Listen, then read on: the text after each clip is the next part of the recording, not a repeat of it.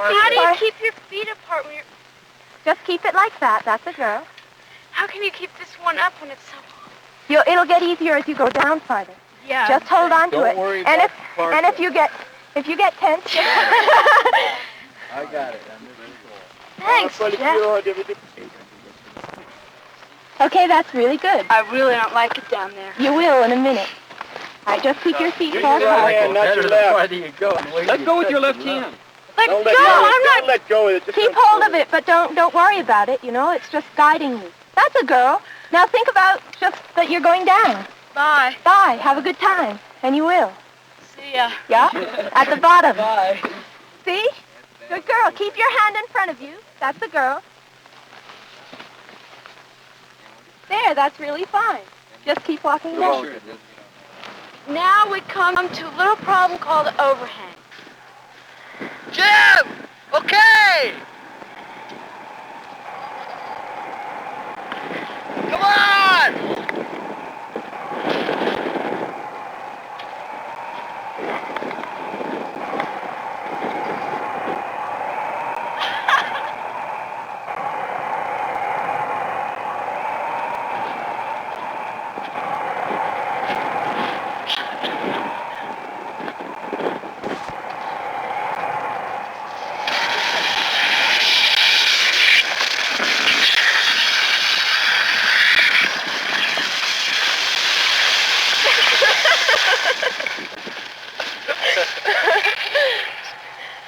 That was far out.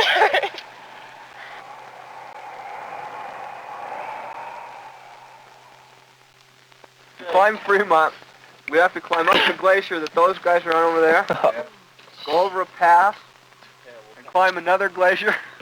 And traverse about a mile across it. Clear down around those glaciers down there.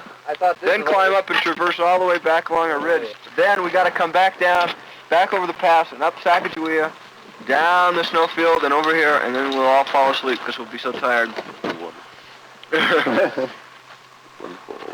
See those things over there? They're crevasses.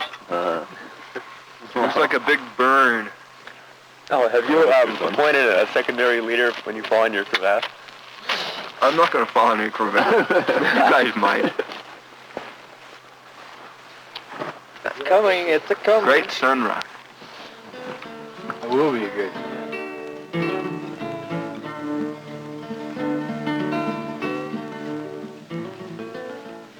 We are a group of mountaineering students.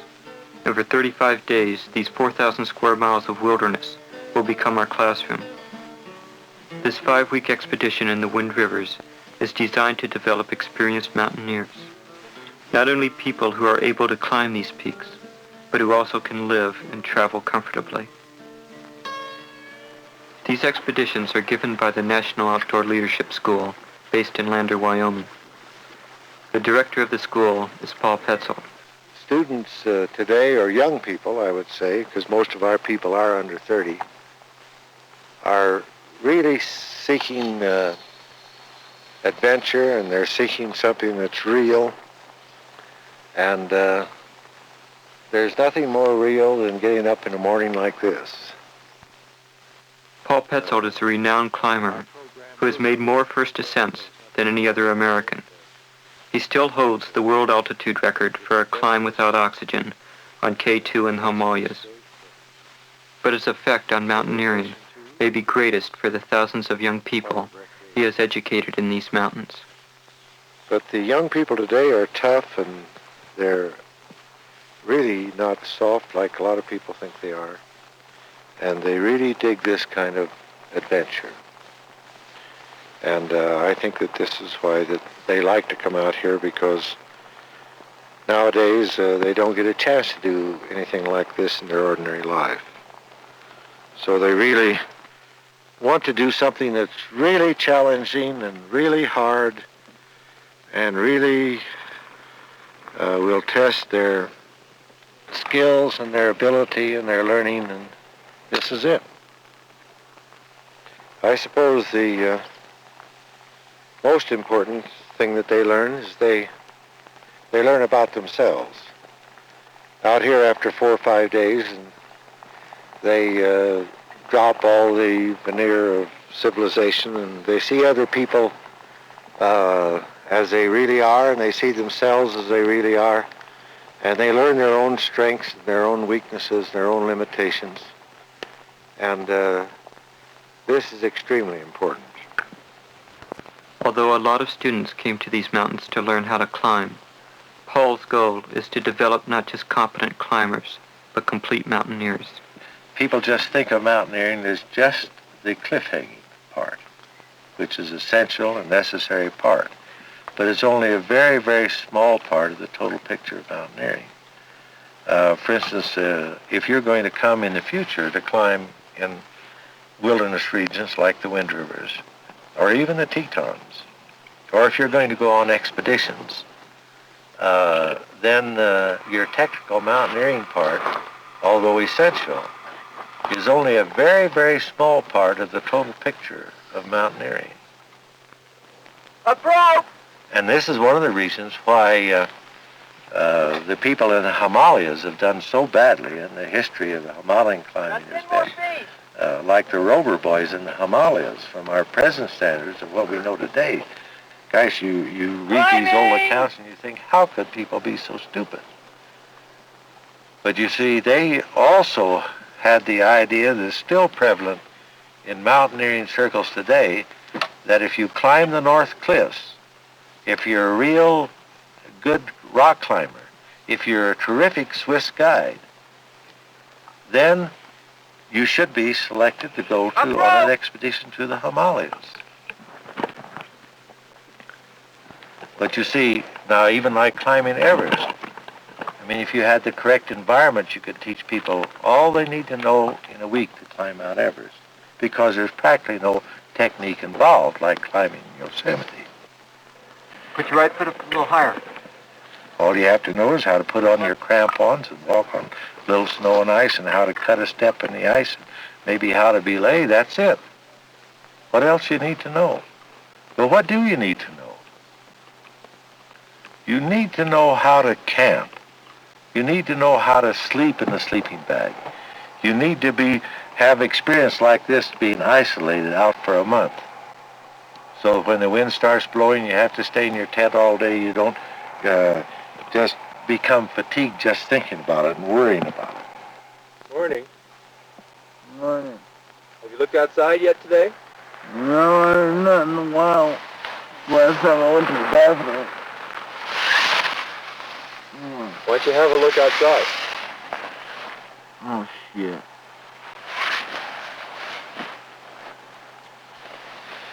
That's why it's so cold here. Anything unusual about today? Anything unusual about today? Well, Guys, the people who've been on K2 and Everest and Nanga Parbat and Annapurna and all those had been on an expedition like this, wow, they would have, I mean, the whole history of the Himalayas would have been different. So actually, whether you know it or not, boy, you've got a foundation here for real mountaineering.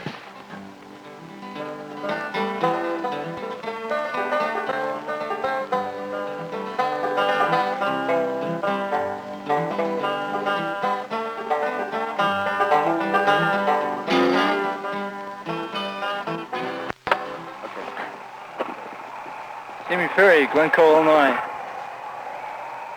that all right? Hi, man.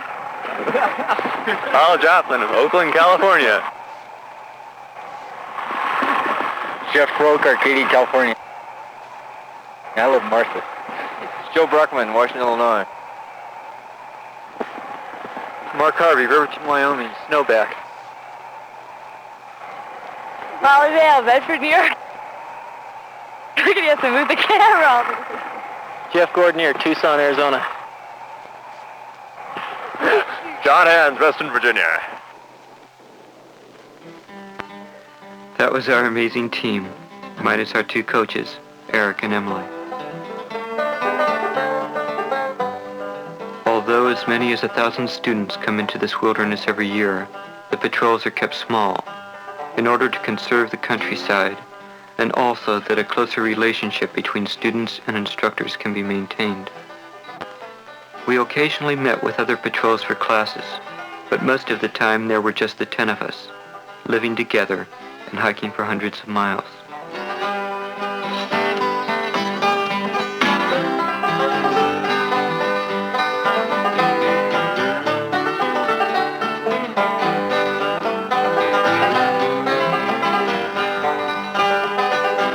This expedition began the day we arrived at the school on Lander. Within a few hours we were outfitted, shown how to pack our packs, and then hiked off toward the first mountain pass.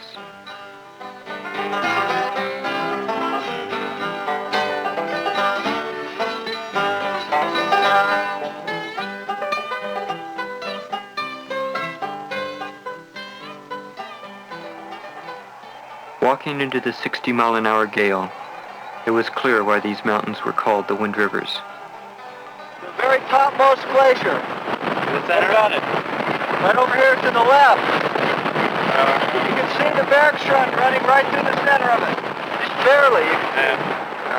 Maybe we'll go up there and cross it. Which ones are we definitely going to go on? Ah, hell, we're going all of them. Can everybody get your maps out of that ripped over the shit? Look at yours. Okay, well, look at mine. We can see Slim Jim right there. We can see Slim Jim. That's Slim Jim right there? Yeah. Okay. And This is one of the things that I really enjoyed up here was hiking, knowing where you are on a map and where you're going, because so many people in life, man, they're just running all over like a chicken with his head cut off. They don't really know where they're going and where they're at, and this is what it teaches you here. You learn where your head is.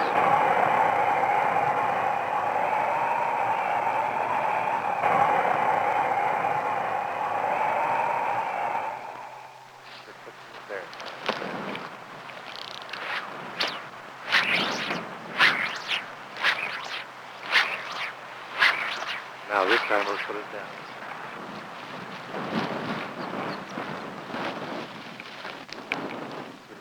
We did have some lectures and classes, but there was nothing very theoretical about this education. Almost everything we learned was experienced directly, and soon there was a practical test of what we had learned. See, that's pretty close there. The fish actually, we're right on the bank here, so the fish jump. Did you see him? Didn't you see him rise to get it? When he rises, you've got to give just a little bit of a push.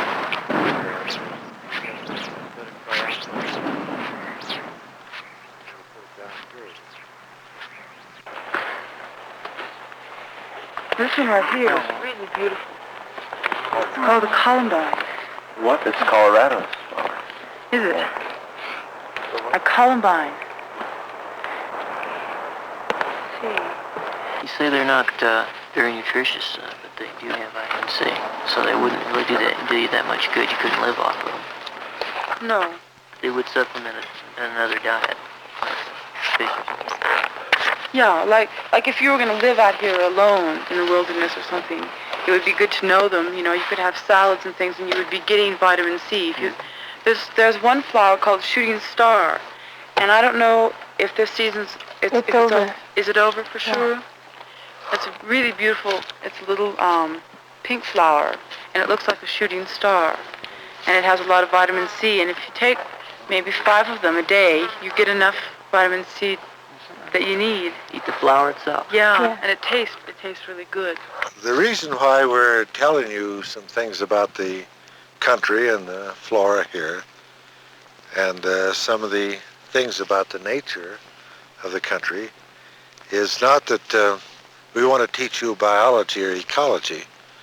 We do that in some of our courses, but in those courses we have PhDs that represent universities that give the biology and ecology credit for this course.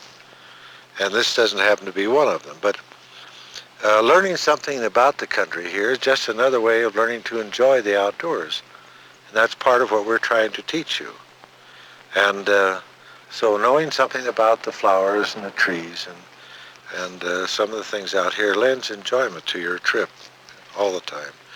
I know that you've probably all seen this lichen on the rocks here before. And you can see there's various colors. There's green and there's black. I'm really against teaching people the theories of things. I don't like to sit down with my students and say, okay, the theory of the dynamic belay is that... Eric was our patrol leader for the 35 days. He was younger than most of us, but he's been climbing for a long time and he's good at it. Like all the teachers at the school, the style of teaching was totally practical. So when they finally do have to use it, they will have forgotten everything you've told them. You have to teach it again. So why not just skip all of the talk? Like Paul says, talk's cheap. You can talk all day, but you just can't compare that with getting out and doing something. Getting out and showing a person how to tie a knot and then saying, okay, you have to tie this knot around yourself or you'll fall down this cliff. Then they have to do it. They learn it. They don't forget it. Okay, go. No? When you get down to the ledge, just hold on. Okay, what do I do? Just lean back and start walking down. Oh, Don't climb, yeah. Just like this? Yeah, just like that. Wow. Just trust me. We'll see you later, son. Bye. Yeah. Great. Take your weight off. Take it off. Lean up here. Oh, no. Okay.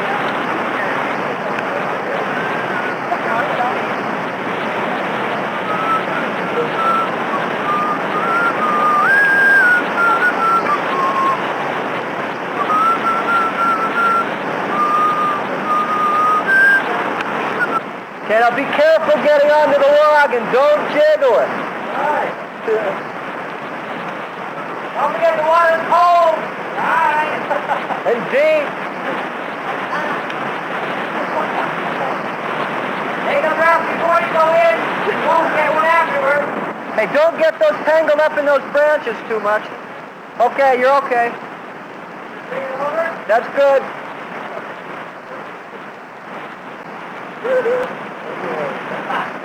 Oh, try to walk it! Oh. Hey, stand up! Stand up! Whoa. Stand up!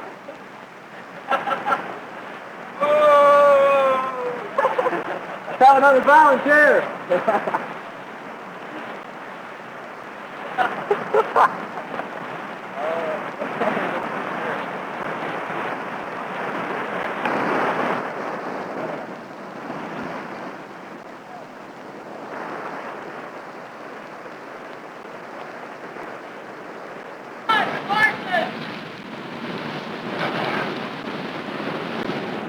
You're gonna have to pull again. Pull. Okay, ready? One, One, two, three. three. Okay, now just reverse one of the gates. Or one of the feet. Oh, hey, wait. Don't reverse the gates that are on you because it'll make it a lot harder to get off. And it's We can touch down now on either end. Well, I still think it'll be a lot better if you don't reverse it. It'll cause a lot less hassle and it's just the same. Let go. Just keep those first two gates the same. The rest of them keep reversed. No, I haven't got my hands right. Not like that? Just sit down in Okay. it. Now watch your hands in the beaters. Warn them all. Keep their hands out of them. Okay. All right, go. Just pull, I guess. I don't think they're going to pull you. Wait a minute, wait. Whoa. Okay. Okay, go ahead. Look down when you get out there. Look down at the waterfall. Look down.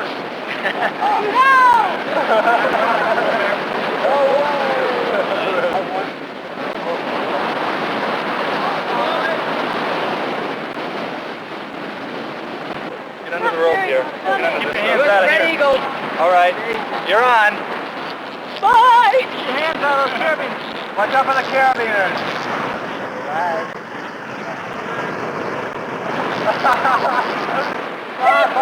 Look down!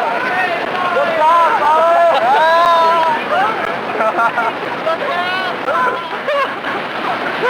Look down! Slow down, slow down. Move down. Good job. That was fun. Put your legs over. Oh! Stop her in the middle for a sec. Not so fast. For a sec. Just stop her in the middle. Stop.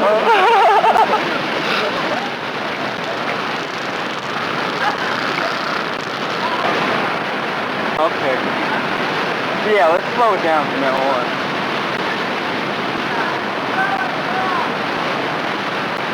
Okay, you're coming in. Okay, bring him up, Father. Jump the field. Watch your head, Danny.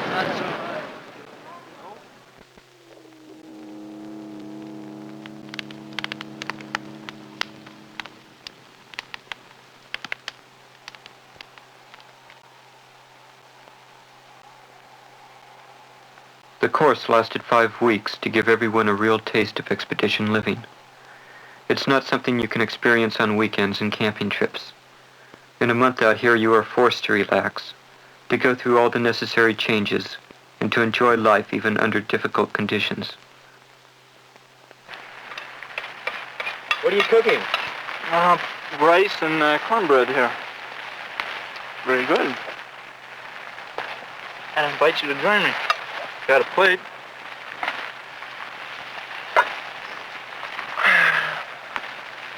Doesn't this look natural? Everybody sits out in the rain and eats their stuff. Cornbread, it's good. What do you think of your cooking? I don't like to brag. It's pretty good. Tell us about last night. Down there. All of a sudden it starts to come down. I come running up, jump in. He was already in. And then it starts getting puddles all over the fly. And we're putting ice axes and everything under to hold it up. And it still kept pouring in, come pouring downhill. You just get wet. I sort of enjoyed it. Last night? Yeah, I just woke up this morning when the sun came out and smelled the rain from the pine trees, you know. I don't know, I sort of enjoyed it. We haven't had any rain, you know, and I've camped before, but I wanted to experience, you know, something like that anyhow. So. You think Everything turned out perfect. Like the cornbread this afternoon came out 5 minutes before it started raining, so we got in a tent and read fairy tales and ate some cornbread. Everything seemed to, you know, just turn out okay. Got the dinner here done just before it started raining.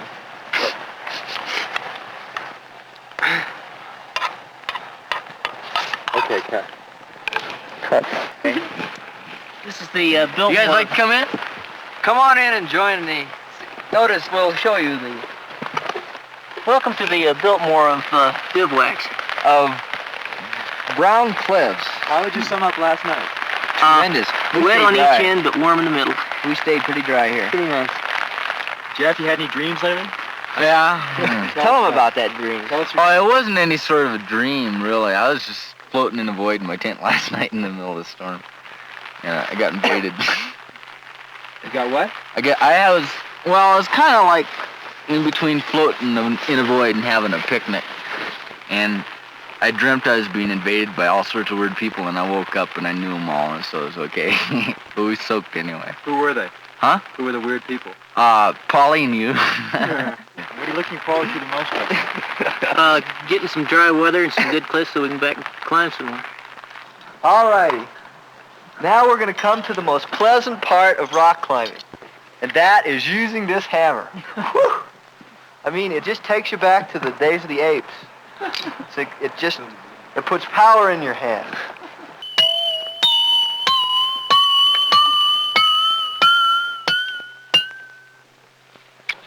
Oh, that felt so good.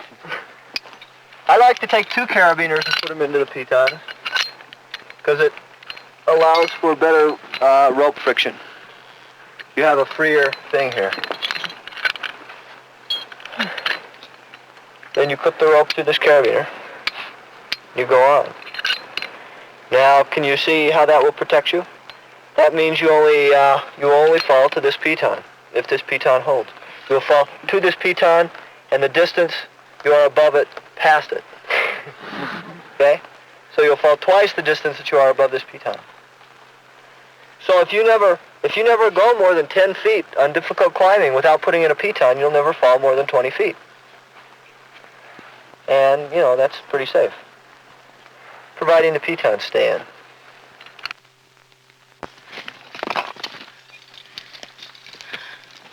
The ledges aren't very wide, are they? Thank you. How does it feel? It just feels right, doesn't it?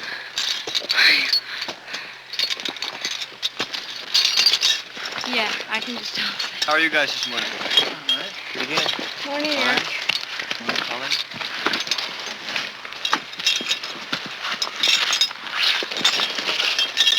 Okay, here's the plan. I can only take 3 of you up this wall because we don't have enough ropes. How many ropes did you guys bring with you? Two. What we got? I only take 3 of you up this wall. Number 1, because of ropes. Number 2, because of rock fall hazard. Conditions of a lot of people, in other words. That's right. Well, who definitely doesn't want to get up the wall here? Yeah. That's the first question. I'm indifferent. I mean, you know, I'll We'll look pass at up it. to somebody It's who going really to be, wants it's very difficult at the Very top. fine. See that yellow rope? Yeah. John, or, That's Dave? the end of the rappel. It's Dave's. Yeah. Where's in rope? I don't think that I would do so well on that. Like, I might fall. We had been at Brown Cliffs for about a week, learning the basics of rock climbing. This cliff is about 200 feet to the top, so the tension in the group was noticeable. I need some carabiners, you guys. The fundamentals of climbing can be learned on most any pile of rocks, but it's a completely different experience when you're 200 feet above the ground. You should put the belt on the other one.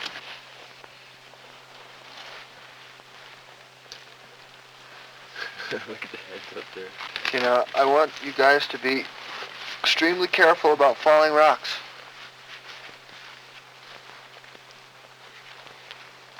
It's one of the reasons I'm leading. I won't get hit by any.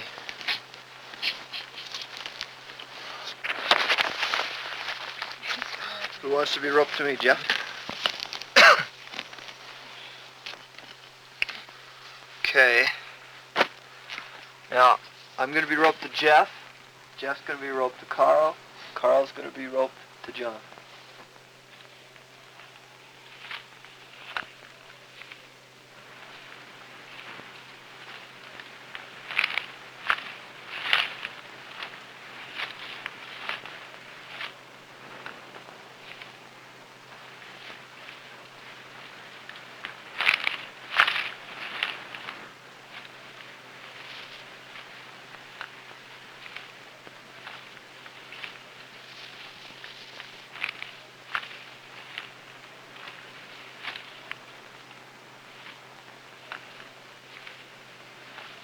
Jeff was probably the most enthusiastic climber in our group.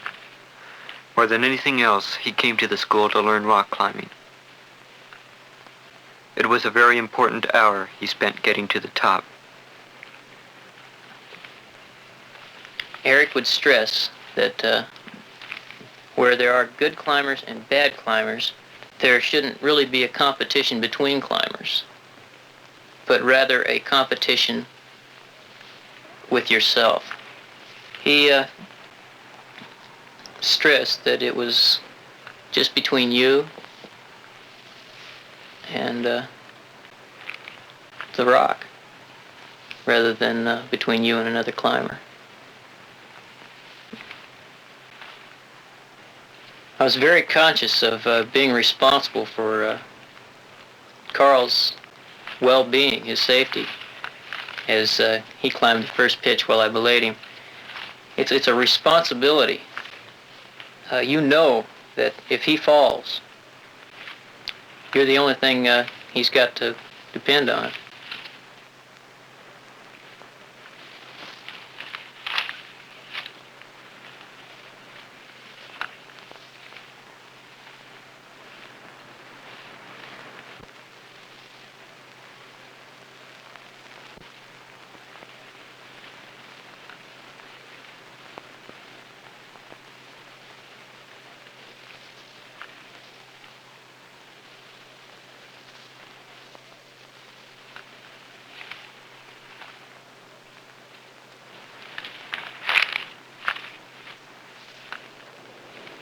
it's like your whole way of life changes. The values that you use in the city are so different than when you're in the wilderness, when you're in the mountains, and when you're climbing. Because what counts is what you're actually doing. It's just a one-to-one thing. What counts is if I can climb, and if the man above me or below me can belay me. And if we are going to climb this face, it doesn't matter who I voted for, or the length of my hair or anything. It's just a very real set of values. And it gives you a very fine, a very pronounced disgust for the other set of values. And I always feel that I just don't care to go back to them.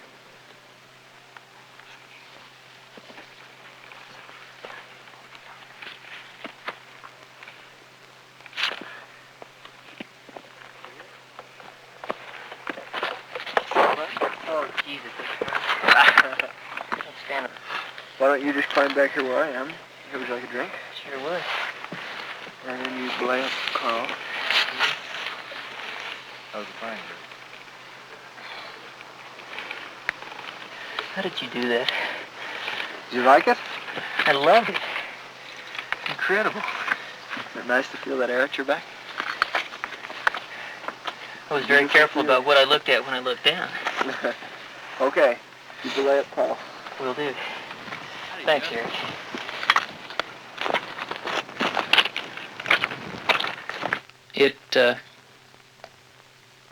It really made a fan out of me, that climb. Okay, I want everybody to get a Swiss seat and 6 carabiners.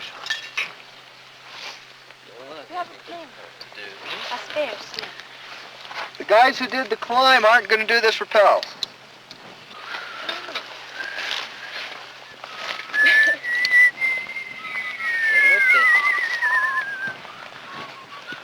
Doesn't the split boulder look insignificant now, Joe?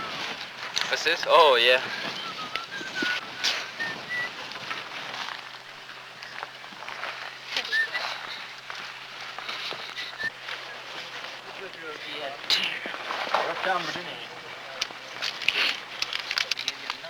How are the other guys getting down? Probably the ones who came up. So you all got it all. Better hurry up and come watch. Okay, you want 6 carabiners.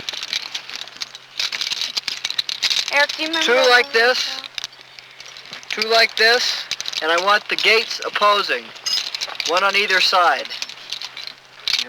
I have an extra if anyone needs them. Okay. Then you're going to wrap this around your seat. And you're going to say, on rappel! And then you're going to step off the back, and I'll see you all at the bottom, huh? Hey, Eric, What? are we going to be belay? Nope. No belay. Anybody have a match for this rope? No, that's okay, Polly.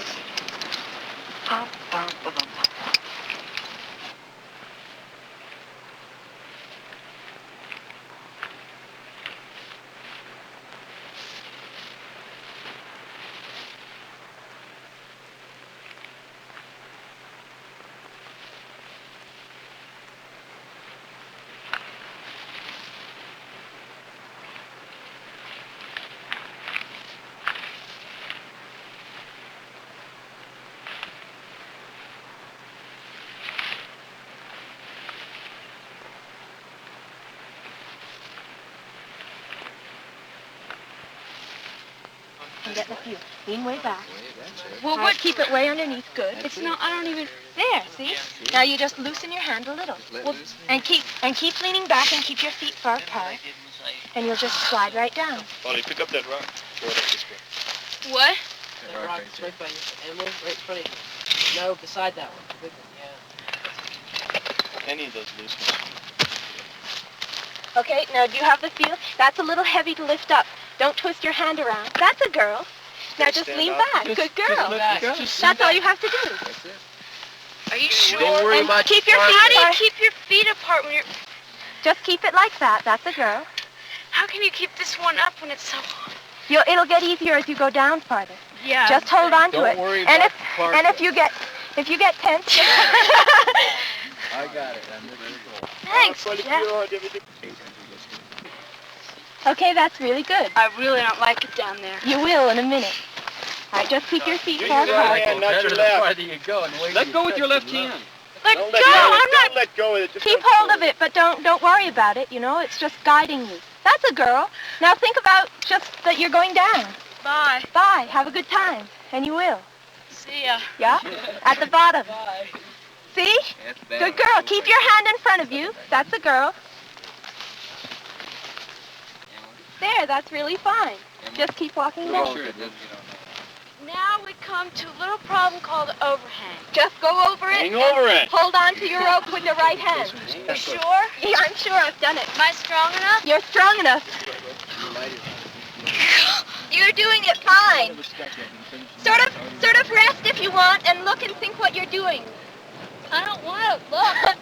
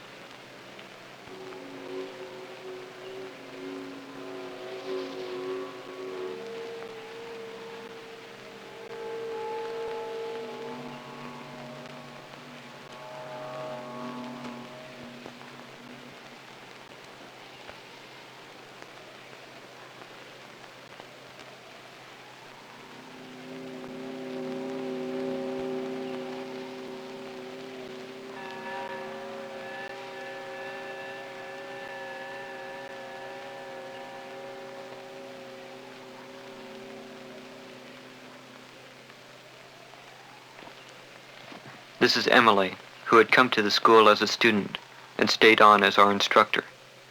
She also became our chief morale booster. Emily explains the experience of living out here really well. I'm sure lots of people had never seen places like this before, had never been out in the woods, or many I'm sure came from cities. And to come into an environment like this, where everything is natural, they learn who they are and they learn what life can be like.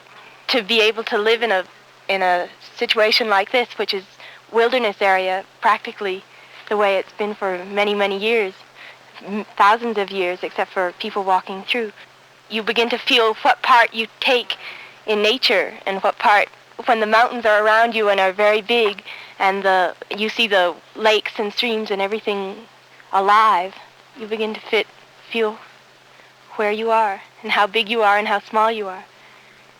The same as looking at stars, only all the time.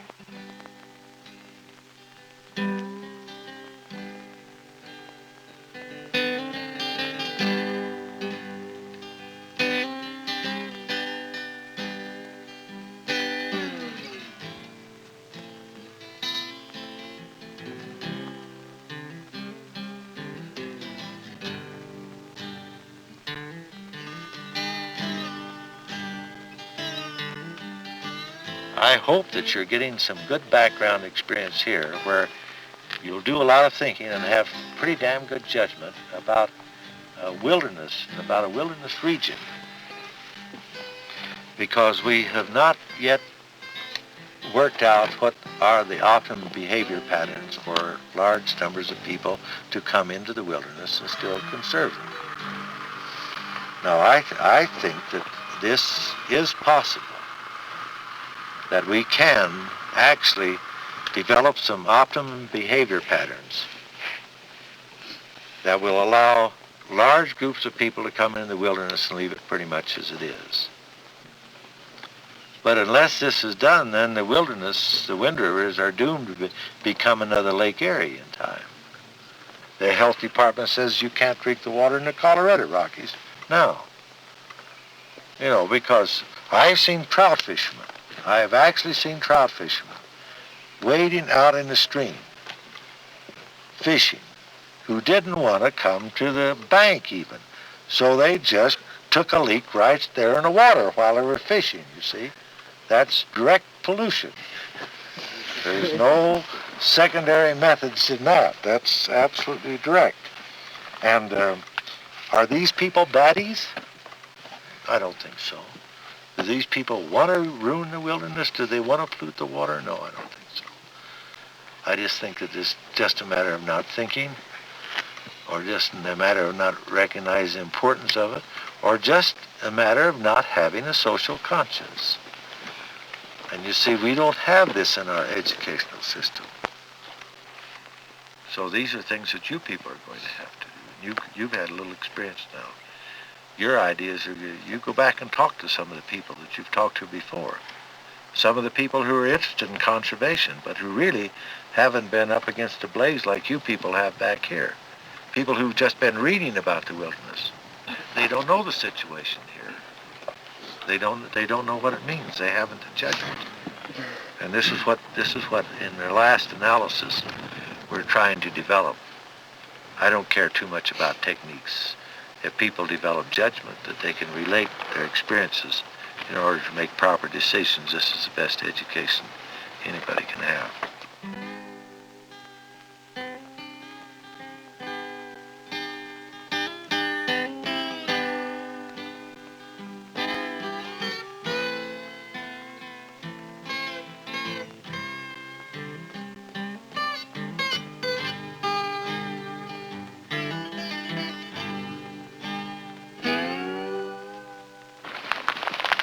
And this is a good time to talk about survival.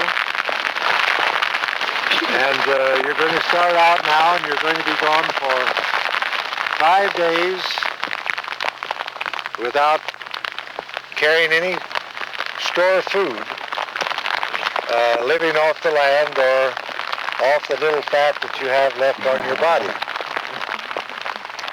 And we're going all the way down here to the middle fork of the Proposia, where you'll come out, and that, I imagine, is roughly about 50 miles from here. So you'll be making about 10 miles a day, and some days you might make 20. And but my advice to you is not to go too fast. I know that from past experience, that no matter how much experience you've had out here now, you've had a month in the outdoors, and you're all experienced outdoors people by now.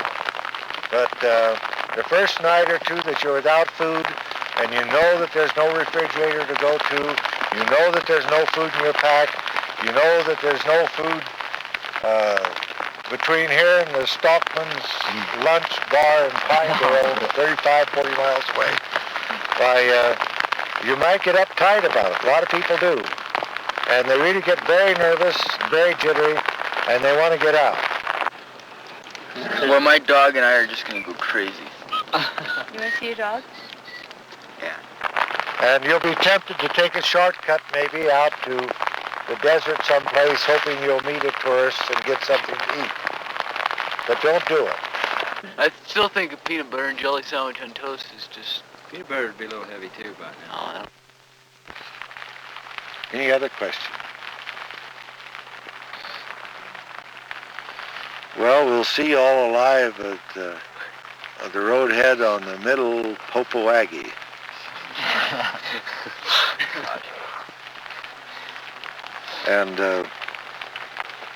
And good luck to you.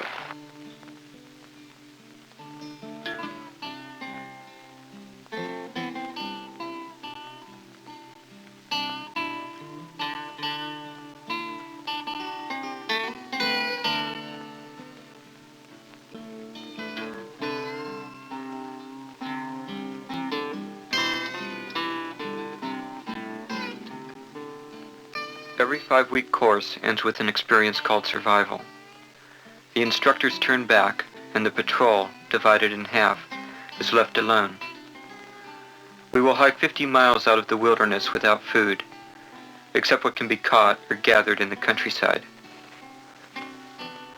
The survival hike is a way of summing up the expedition and testing what has been learned about the wilderness and about yourself. After a month in the outdoors, it's not a difficult feat to come back alive and well, but the added pressures of hunger and fatigue can change your way of thinking and deepen your introspection. One thing I hope that a lot of people will get out of this course is realizing what it's like to be on a starvation diet. A lot of the groups did catch a whole lot of fish, so they weren't really hungry, but they were, I'm sure, very tired, just like we are. And this is a way, the majority of the people in the world have to function on less calories than they really need. And if you realize this, and you're a lot less prone to think of people in underdeveloped countries that are just lazing around as being lazy. They don't even have to be in underdeveloped countries. It's like our own country where people are hungry. And you just can't think right. You just can't function right. You don't want to do anything.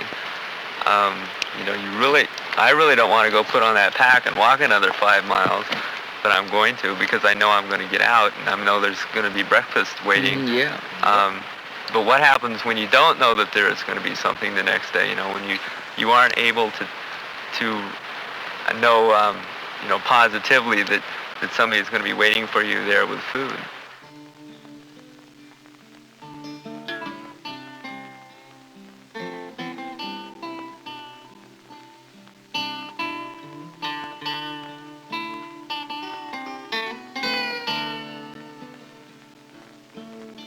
I really realize how much I've taken for granted. For granted? For granted. For granted. You get out here and you realize, what's really necessary and what you need. But everything else, I'm sure when I go back, I'll treat it with a completely different, outlook towards it. Feel different towards things.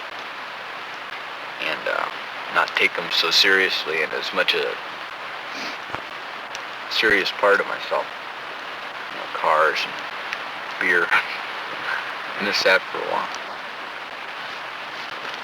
Just so forth. What it has made me aware of is just how difficult it's going to be to survive back in civilization where you have so many pressures on you. And like real survival is going out and getting in a truck, and getting out on a highway and taking your chances there. Or, being registered by your draft board, or living in a city where you have just constantly high noise levels and probably SOTs going overhead all the time.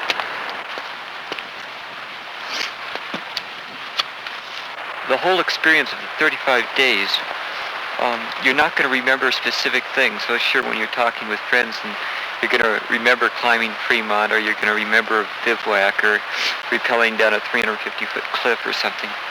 But all told, nothing really stands out, because when you get into an environment such as this, it all blends in. There's a oneness about it, whether it's sitting by a river or climbing a mountain. It's a feeling that you have within you, and it's not really a instance like I remember in society, things that I did on vacation, sort of like go to Disneyland. That's a big thing, going to Disneyland, experiencing that. But this is a way of life. It isn't a vacation. It isn't a something you go and do for $2.50 and get your kicks out of. It's life, and so that's what I remember. Just living out here. The whole trip is great. I think this month has been the most worthwhile month spent in my life, honestly. Really done a hell of a lot of good.